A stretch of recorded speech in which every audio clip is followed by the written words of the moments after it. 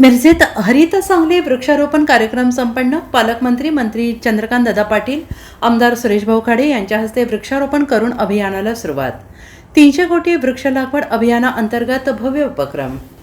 सामाजिक वनीकरण विभाग सांगली यांच्या वतीने हरित महाराष्ट्र 300 कोटी वृक्ष लागवड अभियान अंतर्गत हरित सांगली वृक्षारोपण कार्यक्रमाचे आयोजन करण्यात आले. आज मिरजेत पालकमंत्री माननीय चंद्रकांत पाटील, मिरज विधानसभा मतदारसंघाचे आमदार सुरेश भाऊ खाडे यांच्या हस्ते वृक्षारोपण करून या अभियानाला सुरुवात करण्यात आली.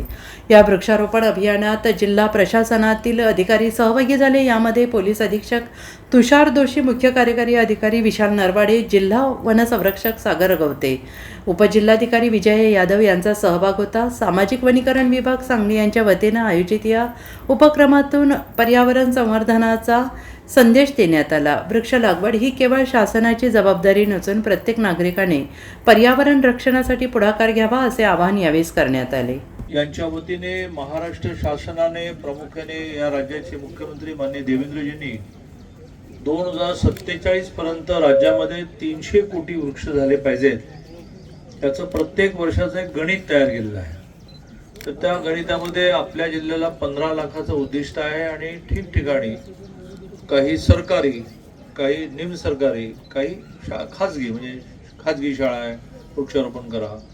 पण प्रामुख्याने सरकारी जागांवर, सरकारी यंत्रणेमधून मोठ्या प्रमाणावर वृक्षारोपण चाललं आहे.